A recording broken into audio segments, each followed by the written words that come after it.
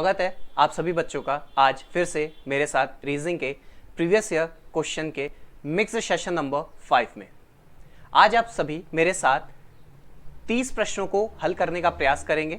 हम लोग previous year के 30 प्रश्नों की चर्चा आज इस सेशन में करने वाले हैं और इससे हम लोग और कितने आगे आने वाले परीक्षाओं में पैटर्न को सीखेंगे, जानेंगे और हल करेंगे, वो सारे कॉन्सेप्ट्स आज हम लोग इन 30 प्रश्नों में हल करेंगे।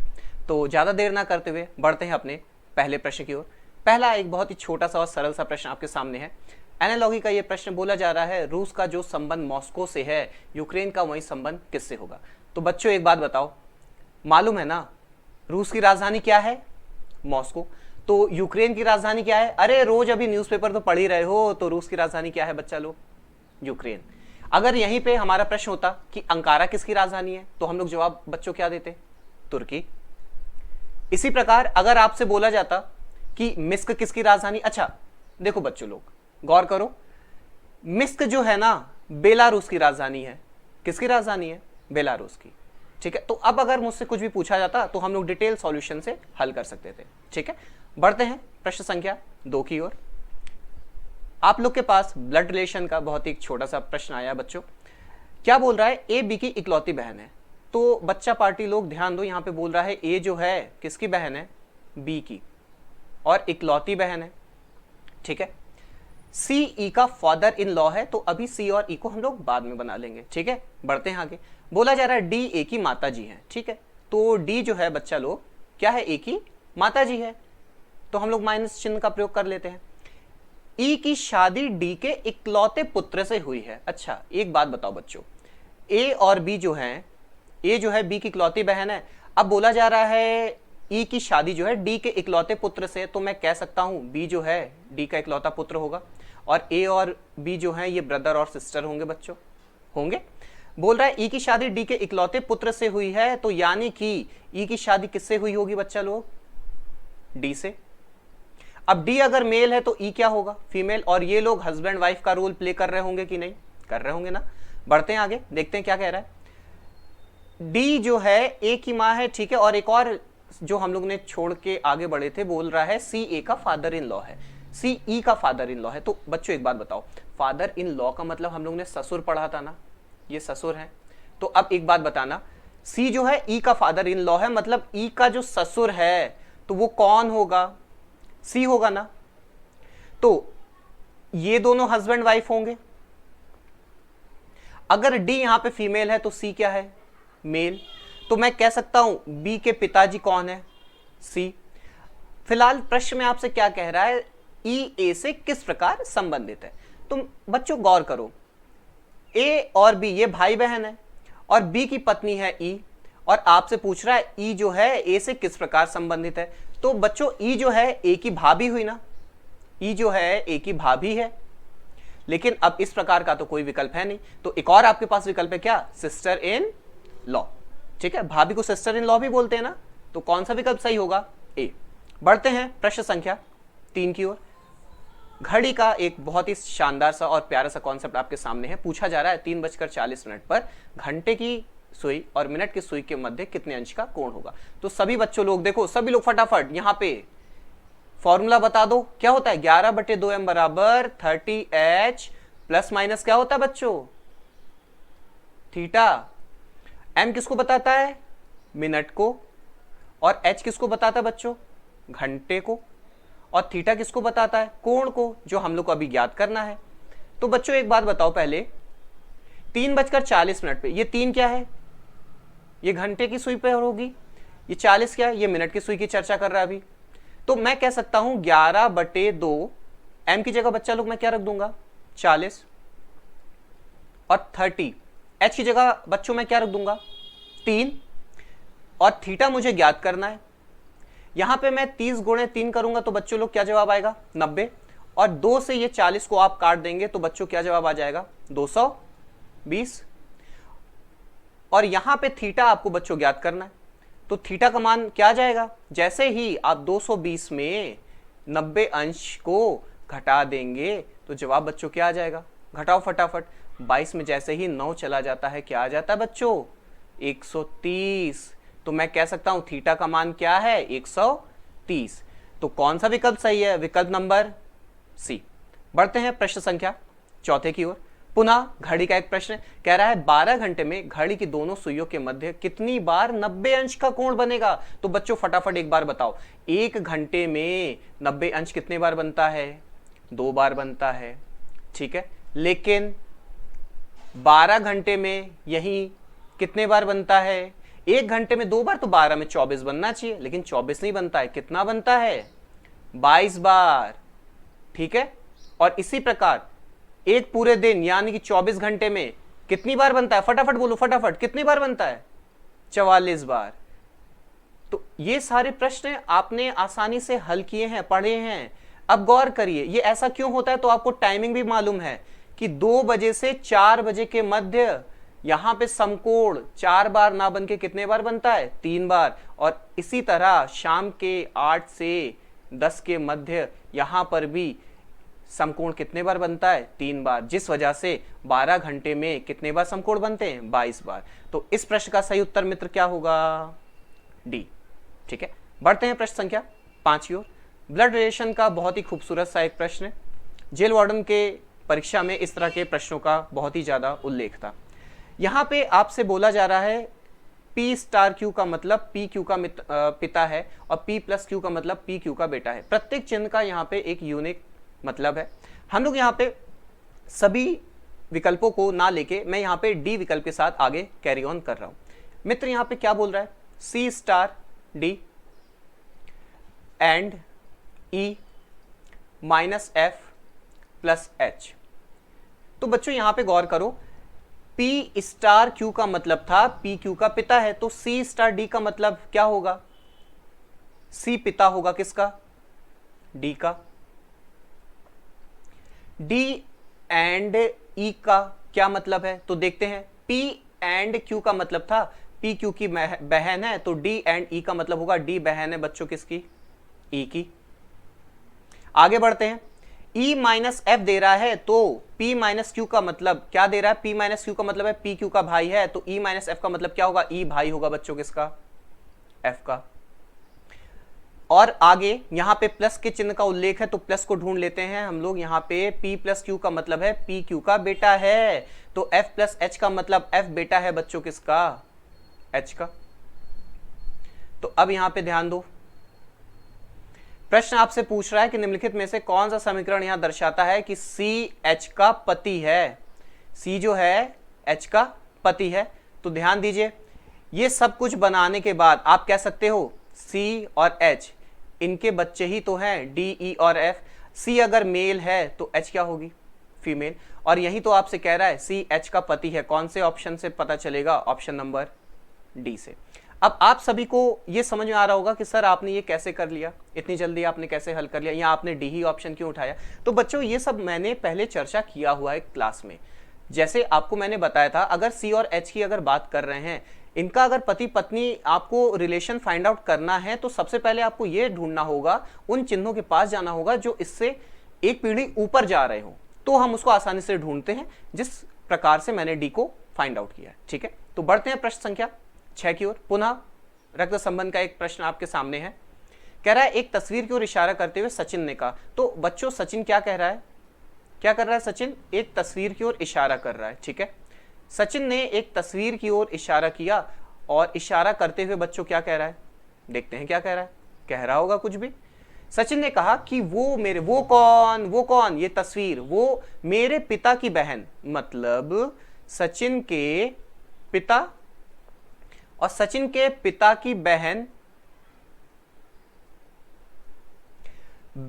के पुत्र की ग्रैंड मदर है। बहन के पुत्र की, अच्छा बहन के जो पुत्र होगी वो सचिन के समकालीन होगा, लेकिन आपको यहां पे बोल रहा है कि वो मेरे पिता के बहन के पुत्र की ग्रैंड मदर है। कौन ग्रैंड मदर है बच्चों? ये तस्वीर। तो क्या मैं इस तस्वीर को पिता के ऊपर रख सकता हूं क्या? जी हां, रख सकता हूं। अब इसमें बोल रहा है इस तस्वीर की महिला, अब देखो तस्वीर का जेंडर भी क्लियर है, महिला है। इस तस्वीर की महिला और सचिन से क्या रिश्ता, यानी कि ये तस्वीर में जो महिला है ये सचिन की क्या लगेगी? तो बच्चों सबसे पहले एक बात बताओ, ये जो तस्वीर की महिला थी पिता के बहन के पुत्र की ग्रैंड मदर थी, तो फिर ये पिताजी की भी तो माता जी हो जाएंगी आपके। तो अगर ये आपके पिताजी की माता जी हैं तो ये आपकी क्या लगेंगी, दादी माँ। यानी कि विकल्प नंबर कौन सा सही होगा, डी, जिनको हम लोग क्या बोलते हैं, ग्रैंड मदर। ठीक है, बढ़ते हैं प्रश्न संख्या 7 की ओर। नंबर सीरीज का बहुत ही प्यारा सा एक क्वेश्चन है, ध्यान दीजिए। बहुत ही लोग डिफरेंस लेके इसको हल करने का प्रयास करेंगे, जी हाँ आप कर सकते हैं, लेकिन और भी तरीके हैं, गौर करिए। जैसे स्क्वायर और क्यूब के लिए मैं हमेशा आपको कहता रहता हूं, एक बात बताइए बच्चों, 156 को मैं, एक बात बताओ, मैं इसको क्या 12 का वर्ग प्लस 12 लिख सकता हूं, जी हां लिख सकता हूं। और क्या इसको मैं, समझते चलना, क्या इसको मैं 13 का वर्ग यानी कि 169 माइनस 13 नहीं लिख सकता हूं, क्या लिख सकता हूं ना। तो देखते हैं, 272 है बच्चों, किसके स्क्वायर के पास है, 289 के पास है ना। तो 289 होता है बच्चों 17 का वर्ग, तो 17 का वर्ग में मैं 17 घटा देता हूं तो कितना आ जाता है, 272। यहां पे 13 है, यहां पे 17 है, 342।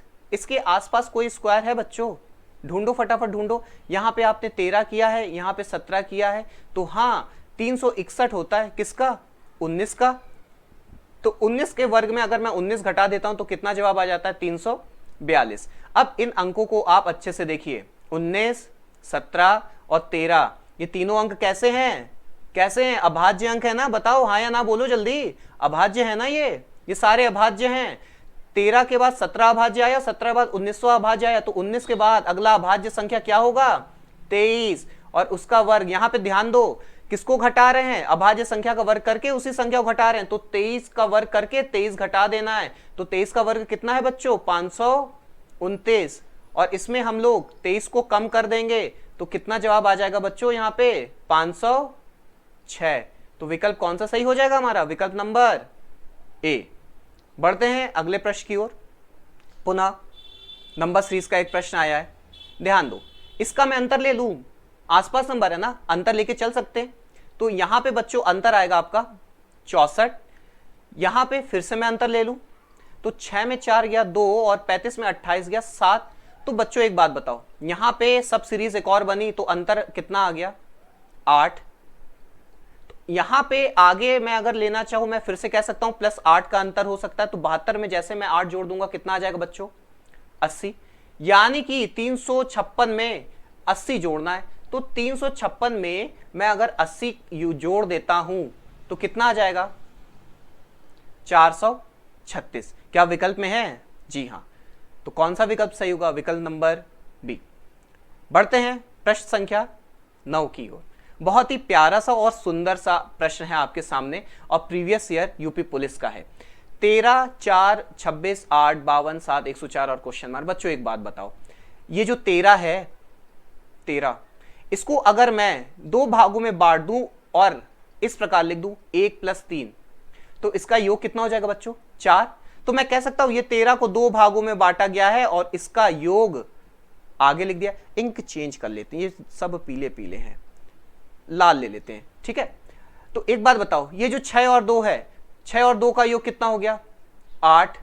5 और 2 का योग कितना हो गया है, 7। तो यहां पे 4, 0 और 1 इसका योग करना है, यानी कि 1 + 0 + 4। तो बच्चों लोग, आप लोग बहुत ही टैलेंटेड हो, इनका योग कितना आ जाएगा, 5। विकल्प कौन सा सही हो जाएगा हमारा, विकल्प नंबर बी। बढ़ते हैं प्रश्न संख्या 10 की ओर। कैलेंडर का एक बहुत ही प्यारा सा और खूबसूरत सा सवाल आपके सामने है, ध्यान दीजिए। इस तरह के प्रश्नों को हल करने के लिए बुक्स में बहुत ही तरीके बताए गए हैं और आप लोग कुछ कोर्स का भी प्रयोग करते हैं। जैसे गौर करिए, ये मैंने अपना मोबाइल नंबर दिया था ना सभी को, ये दिया था ना, याद है कि नहीं, 033 614 625 और 035। मैंने ये सभी को अपना मोबाइल नंबर दिया था ना और कहा था इसको डायल कभी ना करना, क्यों, लगेगा कभी नहीं, ठीक है। अच्छा, ये कोड किसके थे बच्चों, ये कोड किसके थे, ये नॉर्मल ईयर के कोड थे ना, ये नॉर्मल ईयर के कोड थे। और इन कोड्स के मतलब क्या थे आपको पता था, इन कोड्स के मतलब ये थे कि किसी सामान्य वर्ष में फरवरी, मार्च, और नवंबर इन तीनों महीने के दिन बिल्कुल एक समान होंगे। यानी कि फॉर एग्जाम्पल अगर 1 फरवरी को सोमवार है तो 1 मार्च को भी सोमवार पड़ेगा और 1 नवंबर को भी क्या पड़ेगा, सोमवार। एक और एग्जाम्पल ले लो, अगर 20 नवंबर को अगर गुरुवार है तो 20 मार्च को भी गुरुवार होगा और 20 फरवरी को भी क्या होगा, गुरुवार।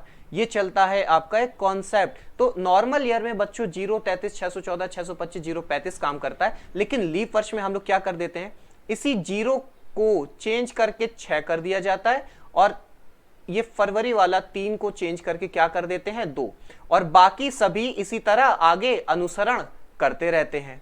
ठीक है, जो कोट्स मैंने आपके सामने लिख दिए हैं। तो अब अगर आपसे बोला जाए कि किसी लीप वर्ष में कौन कौन से महीनों के दिन एक समान होंगे, तो आप कह सकते हो कि जनवरी, अप्रैल और आपका अगस्त ये एक समान होंगे। तो फिलहाल अब इस प्रश्न को हम लोग देखते हैं, कह रहा है लीप वर्ष में कौन से 2 महीनों की पहली तारीख को समान दिन होता है। तो एक बात बताओ बच्चों, ये 6 मिल गया, यानी कि 12 कोड 12 अलग अलग महीने, यानी कि ये जनवरी का है, ये फरवरी का है, ये मार्च का है, ये अप्रैल का है और ये मई का है, और इसी तरह हम लोग आगे बढ़ते जाते हैं। तो बच्चों एक बात बताओ, जनवरी का कोड 6 है और अप्रैल का कोड 6 है, तो मैं कह सकता हूं जनवरी और अप्रैल के प्रत्येक दिन एक समान होंगे। जी हां। क्या हमारे विकल्प में शामिल है? जी हां। तो ऑप्शन कौन सा सही हो जाएगा? ए। बढ़ते हैं प्रश्न संख्या 10 की ओर। 5 मार्च 2012 को सोमवार था, तो 5 नवंबर 2012 को कौन सा दिन होगा? अभी ध्यान दो, अभी ये कॉन्सेप्ट मैंने आपको समझाया है। यहां पे आप एक बात बताइए, अभी मैंने लीप वर्ष आपको बताया ना, एक बात बताइए, यहां मार्च की बात कर रहा है, यानी कि मार्च ये 3 है और यहां पे नवंबर ये 3 है ना बच्चों। तो एक बात बताओ, अभी मैंने आपको बताया कि किसी लीप ईयर में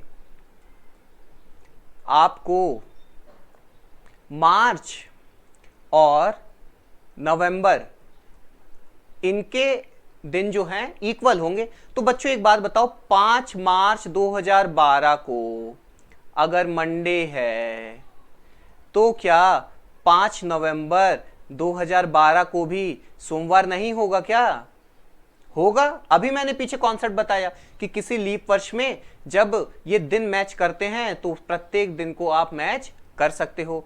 तो 5 नवंबर 2012 को बच्चों क्या होगा?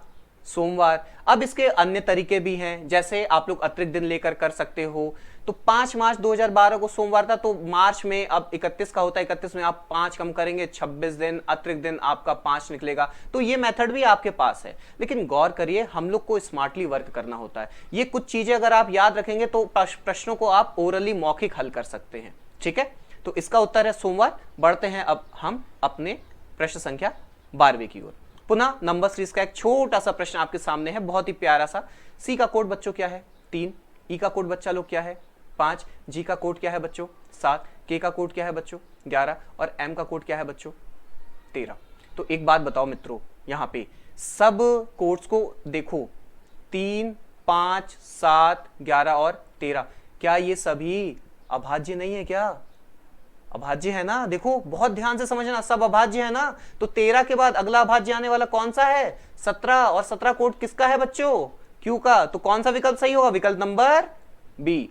बढ़ते हैं प्रश्न संख्या 13वें की ओर। बहुत ही प्यारा सा और इंपॉर्टेंट क्वेश्चन है आप लोग के आगामी एग्जाम्स के लिए। क्या कह रहा है? एक ट्रेन पश्चिम में जा रही, तो बच्चों एक बात बताओ, एक छुक छुक करते हुए गाड़ी जो है आप लोग की, ये जो ट्रेन है ये कहां जा रही है? पश्चिम दिशा की ओर। तो एक बात बताओ बच्चों, ये अगर पश्चिम की ओर जाएगी तो इसका जो धुआं होगा इसके ठीक पीछे उड़ेगा ना, इसका धुआं पीछे उड़ेगा ना, ट्रेन के पीछे ऐसे उड़ रहा होगा धुआं। ठीक है, क्या हो रहा है? और उसी वेग से हवा जो है उत्तर में आ रही है, उत्तर में हवा आ रही है। तो एक बात बताओ, तो मैं कह सकता हूं हवा का फ्लो अगर उत्तर में आ रहा है तो दक्षिण से उत्तर की ओर हवा चल रही होगी।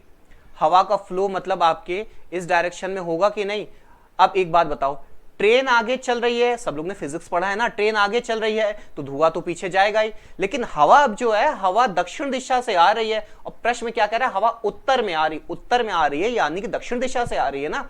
तो अब एक बात बताओ, धुआं तो एक यहां पे है और ये हवा और आ रही है, तो आगे जाके जब ये बढ़ेगा तो हवा के प्रेशर से या हवा की वजह से ये जो धुआं है ये पीछे आ रहा है, एक फोर्स यहां पे लग रहा है, एक फोर्स यहां पे लग रहा है, तो क्या ये इस ओर हवा नहीं जाएगा? क्या जाएगा। और इस ओर दिशा कौन सी है? ये आपका नॉर्थ है, ये आपका ईस्ट है, तो सही उत्तर आपका क्या होगा? North east. मतलब धुआं किस दिशा में जाएगा? नॉर्थ ईस्ट में, यानी कि कौन से दिशा में? उत्तर पूर्व की ओर। ठीक है, बढ़ते हैं प्रश्न संख्या 14 की ओर। बहुत ही बार रिपीट हुआ क्वेश्चन है बच्चों, बहुत बार रिपीट हुआ है। समझते हैं क्या कह रहा है। सुबह के समय श्याम अपने घर से आ रहा था, उसने देखा मंटू जो उसके सामने से आ रहा था की छाया उसके बाएं तरफ पड़ रही थी। किसकी छाया? मंटू की छाया श्याम के बाएं ओर पड़ रही थी। तो गौर करिए, मान लेते हैं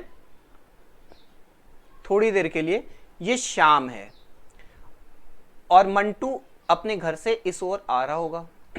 अच्छा, श्याम अपने घर से आ रहा था और उसने देखा मंटू उसके सामने से आ रहा था। मैंने मान लिया मंटू उसके सामने से आ रहा था। अच्छा, सुबह का समय है बच्चों, तो एक बात बताओ, सूर्यदेव हमारे यहां पर होंगे और सूर्यदेव अगर पूर्व दिशा से होंगे, भैया पूर्व से ही तो उगेंगे ना। सूर्य अगर पूर्व से उग रहा है, सुबह का समय है, तो ये मंटू की परछाई बच्चों इस तरफ होगी और ये जो श्याम है, श्याम की परछाई इस तरफ होगी ना बच्चों। अब यहां पे एक बात बताओ, कह रहा है मंटू जो उसके सामने से आ रहा है कि छाया उसके बाएं तरफ पड़ रही। किसके बाएं तरफ? श्याम के बाएं तरफ। तो श्याम अगर बच्चों इधर देख रहा है उत्तर की ओर, तो बताइए ये श्याम का राइट साइड हुआ दायां और ये श्याम का लेफ्ट साइड हुआ। क्या मंटू की जो छाया है ये क्या श्याम के बाएं ओर पड़ रही है क्या? जी हाँ, पड़ रही है। अब कह रहा है मंटू किस दिशा में जा रहा है? मंटू कहां जा रहा है बंधु? कहां जा रहा है मंटू? दक्षिण दिशा की ओर। तो कौन सा उत्तर सही होगा? विकल्प नंबर डी। बढ़ते हैं प्रश्न संख्या 15 की ओर। सबका कोड यहां पे डाल दीजिए फटाफट। सी का कोड क्या है? 3। एफ का कोड क्या है? 6। आई का कोड क्या है बच्चों? आई। एफ का कोड क्या है? 6। आई का कोड क्या है? 9। जे एल का कोड क्या है? 12। उसी तरह अगले में 9, 12 और 15। अच्छा, अब देखो इतनी देर से हम लोग पढ़ रहे हैं, कुछ लोग सो रहे होंगे और कुछ लोग पता मोबाइल को ना ऐसे लेके देख रहे होंगे लेटे लेटे। तो भैया लेट के नहीं देखना है, ठीक है? लेट के देखने से कभी प्रैक्टिस नहीं होती। अच्छे से समझो इसको, कॉपी लेकर बैठा करो, ठीक है? अच्छे समझो, ये नहीं अपना आराम से मास्टर सामने पढ़ा रहा है और ये अपना आराम से लेट के कर रहा है, नहीं, अच्छे से पढ़ना ध्यान से। तो बच्चों यहाँ पे कोड आपने लिख दिया। अब बताओ 3 और 6 अंतर कितने का हो गया? 3 का। और 6 और 9 कितने का अंतर हो गया? 3 का। तो 9 में आप कह सकते हो 3 और जोड़ेंगे 12, तो क्या बन जाएगा? एल। अच्छा, एल देखो बी और डी दोनों के पास है, ठीक है? ओ अभी दोनों के पास है, तो हम लोग मध्य वाला ना लेके लास्ट वाला ले सकते हैं क्योंकि यहीं से अंतर मिल जाएगा। आई 9 है, ये 12 है, ये 15 है, तो लास्ट में क्या हो जाएगा बच्चों? 18। और 18 कोड किसका होता है? आर का। तो एल और आर होना चाहिए। किसमें है एल और आर? डी में। तो विकल्प कौन सा सही होगा? विकल्प नंबर डी सही होगा। बढ़ते हैं प्रश्न संख्या 16 की ओर। ध्यान दीजिए, यहां पे है 2, यहां पे है 4, यहां पे है 8। सब 2 के गुणज है ना बच्चों।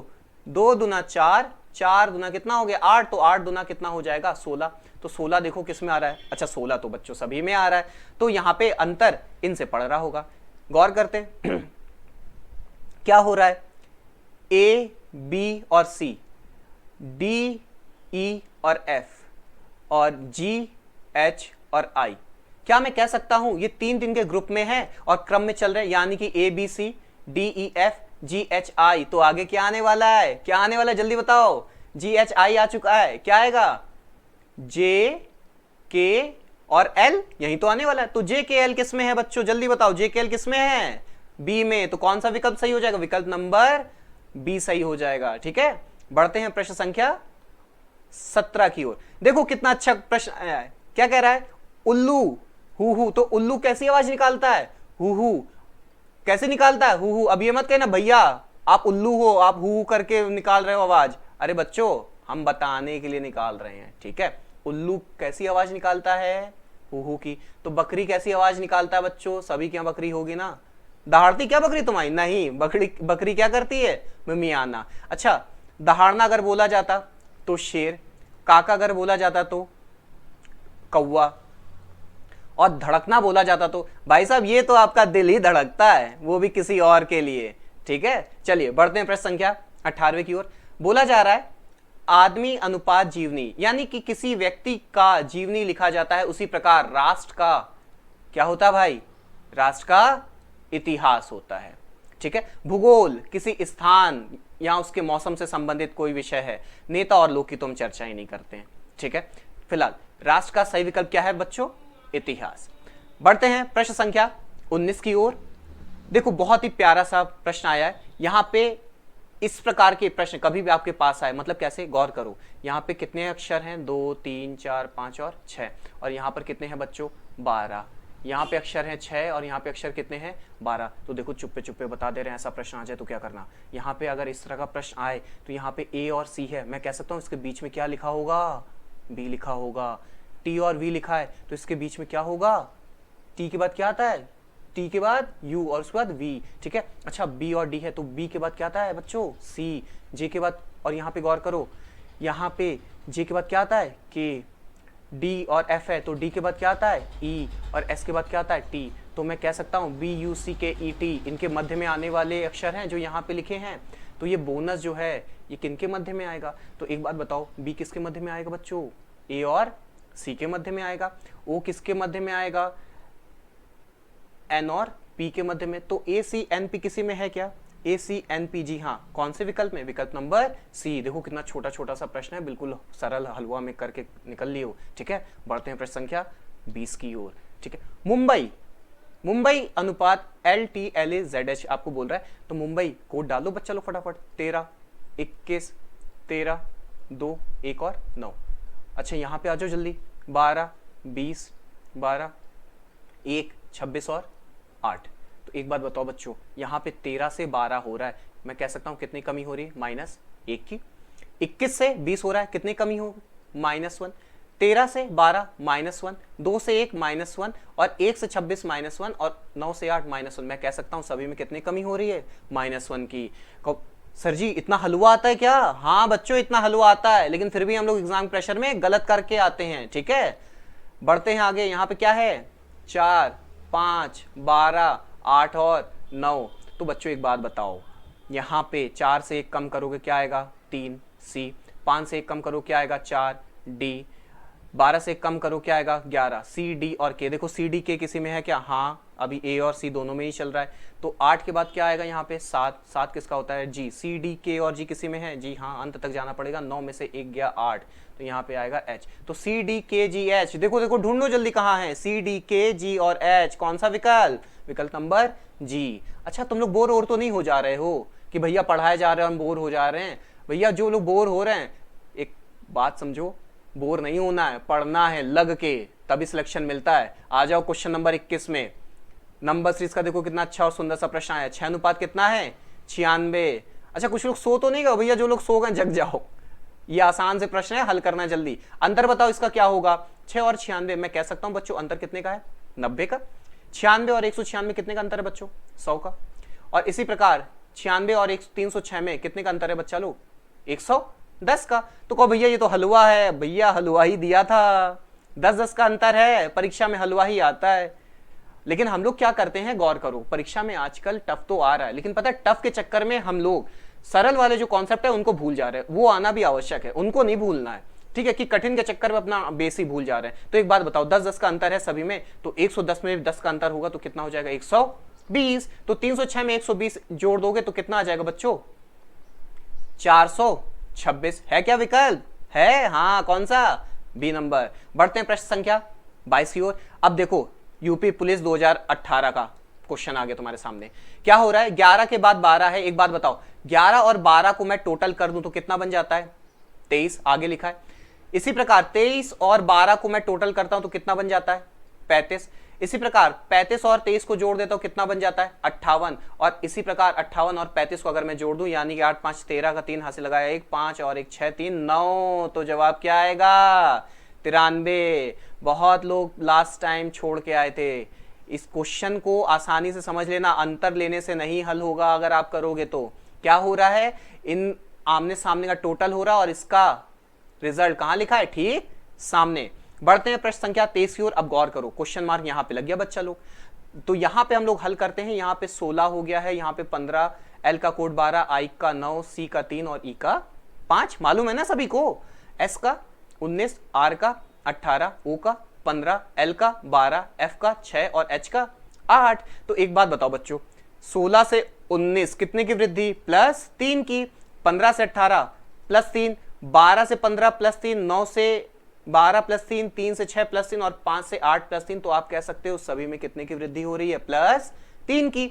तो यहां पे डी का कोड है 4, 21, 18, 24, 17 और 7। तो एक बात बताइए सभी, यहां पे 16 से 19 3 बढ़ रहा था, अब हमें यहां से इधर निकालना है, तो क्या मैं 4 में 3 कम कर दूं तो क्या आ जाएगा, 1। ए आ गया, देखो ए किसी पास है क्या, हाँ ए और बी में है, अभी देखते कौन सा सही होता है। 21 से 3 कम करना है तो बच्चों कितना आ जाएगा, 18। तो ए और आर किसी में होना चाहिए, हाँ ए, तो बाकी करने की आवश्यकता ही नहीं है, ऑप्शन कौन सा सही हो जाएगा, ऑप्शन ए। बढ़ते हैं प्रश्न संख्या 21 की ओर। 31 अनुपाते 90, एक बात बताओ, इसका मैं अंतर ले लूं तो 10 में से 1 गया 9 और 8 में से 3 गया 5, तो अंतर बच्चों कितना आ गया, 59। उसी प्रकार यहां पर भी अंतर होना चाहिए, तो 59 जोड़ के देखते हैं ऑप्शन मिलता है क्या, नहीं। तो 9 3 12, 5 4 9 और 1 10, 102 है क्या विकल्प, जी हाँ 102 तो है, तो 102 कौन सा विकल्प सही होगा, विकल्प बी। अच्छा कुछ लोग सो तो नहीं गए ना भैया, जो लोग सो रहे हो, सोना नहीं है, हम लोग रात को प्रैक्टिस करते हैं अच्छे से पढ़ने की, ठीक है। अगले प्रश्न पे आ जाओ।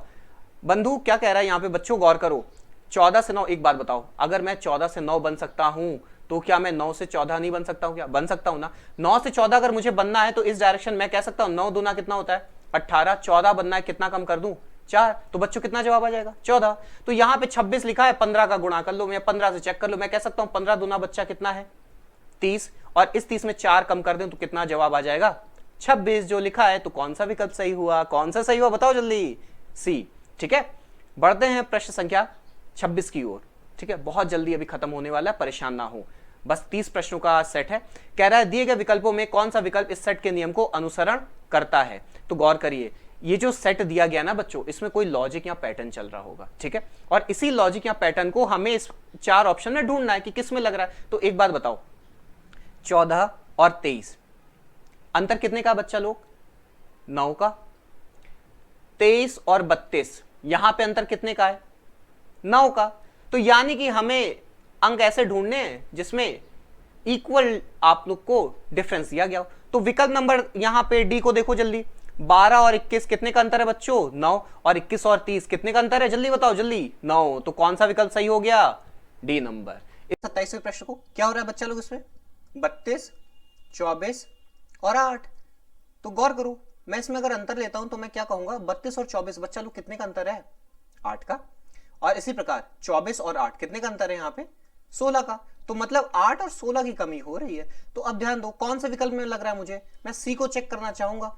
यहाँ पे क्या लिखा बच्चों, 24, 16 और 0। तो एक बात बताओ, 24 और 16 कितने का अंतर है, -8 का, और 16 और 0 कितने का अंतर है, -16 का। तो कौन सा विकल्प सही है, विकल्प नंबर सी, यही आपका सही उत्तर है। 23, 29 और 37 पुनः इसमें कुछ रूल चल रहा है जो आपको चेक करना है। तो एक बात बताओ, पहले इन अंकों को गौर से देखो, अच्छे से समझ लो, 23, 29 और 37 कैसे हैं, एक बात बताओ जल्दी, कैसे हैं, प्राइम नंबर्स हैं, अभाज्य हैं, ये अभाज्य है ना। एक बात बताओ, 23 के बाद 29 आया है, 23 के बाद 29, 23 के ठीक बाद 29 अगला अभाज्य है, मतलब नेक्स्ट प्राइम नंबर है। अच्छा 29 के बाद 37, लेकिन 29 के बाद एक और प्राइम नंबर आता है ना 31, यानी कि मैं कह सकता हूं यहां पे गैप है 31 का, एक प्राइम नंबर का गैप है, और अगला 37 लिख दिया हम लोग ने। तो गौर करो, हम लोग बढ़ते हैं आगे, डी को चेक कर लेते हैं। 41 और 47, यहां पे 41 के ठीक बाद अगला 43 आता है, तो ये तो नहीं सही होगा।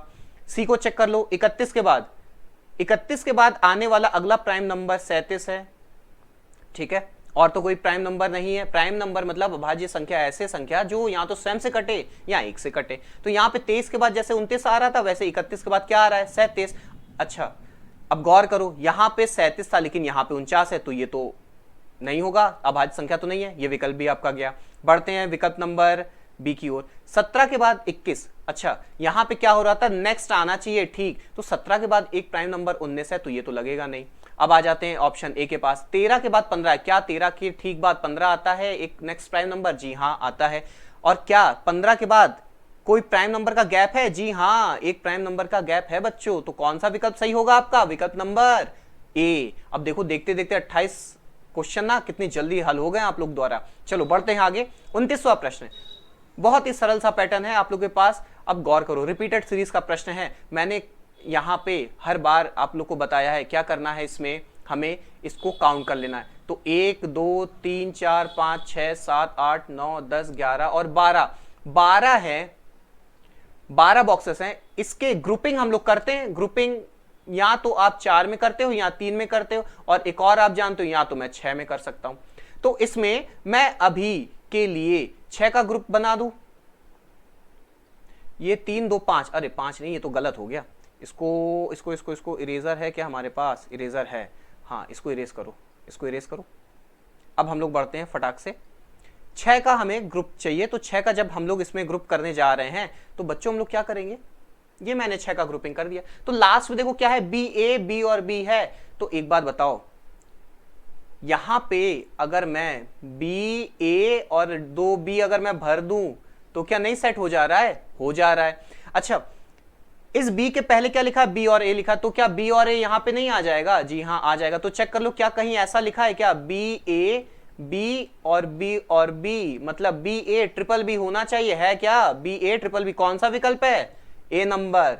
ठीक है, बढ़ते हैं प्रश्न संख्या 30 की ओर, देखते हैं क्या हो रहा है। अच्छा, इस तरह के प्रश्न को देखो, पहले बता दे रहे हैं, क्लास में बताया था, अभी समझ लो। इस तरह के प्रश्नों को क्या कहते हैं? Increasing decreasing. कहो भैया कैसे पहचाना? एक बात बताओ, बी कितने बार लिखा है? 3 बार। ए कितने बार लिखा है? 3 बार। और बी कितने बार है? 3 बार। तो इस तरह के प्रश्नों में तो हम लोग ग्रुपिंग नहीं करते हैं ना, मतलब काउंट करके ग्रुपिंग तो नहीं कर पाएंगे। तो एक बात बताओ, सबसे पहले फटाफट बताओ, यहाँ पे 3 बी है, यहाँ पे 3 बी है, तो मैं कह सकता हूं यहाँ पे कितने ए होंगे? 3। यहाँ पे 3 ए है, अच्छा 3 ए का काम हो चुका, तो यहाँ पे 4 ए होंगे, और यहाँ पे 3 बी है तो यहाँ पे 4 बी होंगे। और ये आपको कंफ्यूज करने के लिए दिया हुआ, याद आया? तो एक बात बताओ, 3 ए, यहाँ पे 4 ए और 4 बी, यहाँ पे 3 बी। अच्छा, यहाँ पे 1 ए है तो यहाँ पे कितना हो जाएगा? 1 बी हो जाएगा। तो गौर करिए, ऐसा कोई विकल्प है क्या? देखो बच्चों लोग जल्दी, बी डबल ए बी है क्या कोई? हाँ है। कौन सा? विकल्प नंबर डी। ठीक है, बढ़ते हैं क्लास के आखिरी क्वेश्चन की ओर। इनको काउंट करिए जल्दी। इनको काउंट करने के बाद आपका जवाब आएगा 17। ये आप लोग का एनटीपीसी का क्वेश्चन है जो अभी पिछले वर्ष में हुआ था। इनको काउंट आपने किया है 17 है, तो गौर करिए 17 को तोड़ने के कुछ तरीके हैं। 17 को मैं 15 और 2 में भी ब्रेक कर सकता हूं ना बच्चों, और इस 15 को मैं 3 और 5 में तोड़ सकता हूं, और ये 2 कंफ्यूजन के लिए होंगे, बताया था मैंने। तो एक बात बताइए, 15 है, 3 और 5 हो सकता है ना? मैं 3 का करके चेक कर लेता हूं, बनेगा तो ठीक, नहीं बनेगा तो जयराम जी की। ठीक है, तो 3 का ग्रुपिंग मैं जैसे करता हूं, ये 2 आपको कंफ्यूज करने के लिए सिर्फ दिए जाते हैं। तो एक बात बताओ बच्चों, एक कंप्लीट मिल गया, क्या मिल गया? बी डबल ए, तो यहां पर भी बी डबल ए हो जाएगा।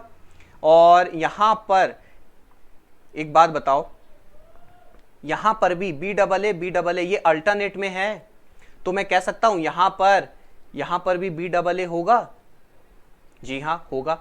अब अगर ये बी डबल ए चल रहे हैं तो यहां पर हम लोग कुछ कर सकते हैं। यहां पर गौर करिए, इसको गौर करिए यहां पे, और इनको चेंज कर लेते हैं तो थोड़ा सा आसानी होगी समझने में। हम लोग क्या ले लें? व्हाइट ले लेते हैं अभी। तो यहां पे इनको गौर करो, अल्टरनेट में इनको, यहां पे बी और ए ये लिखा है, ठीक है, बी और ए, यहां पे ए है, यहां पे ए है, तो यहां पे मैं क्या लिख दूं? बी। अरे देखो एक और नया बन गया, क्या? बी और ए, तो यहां पे बी और ए है, तो यहां पे मैं क्या लिख दूंगा? बी ए। अब ढूंढो, यहां पे बी ए बी और बी और ए, ऐसा आपको मिलना चाहिए, यानी कि बी ए 2 बार बी और ए, ऐसा आपको मिलना चाहिए। तो कौन सा विकल्प है बच्चा लोग? कौन सा? विकल्प नंबर डी। तो आज के लिए इतना ही। आपने मेरे साथ 31 प्रश्नों को हल किया है। आपके कितने इसमें बने हैं? 31 में से कितने बने हैं अवश्य बताइएगा। अगर आपके 25 तक आ रहे हैं तो आप अभी बिल्कुल सेफ पोजीशन पे हैं। इसी तरह डेली मेरे साथ प्रैक्टिस करते रहिए। चैनल को सब्सक्राइब नहीं किया तो सब्सक्राइब करिए। Thank you everyone, thanks for joining the session.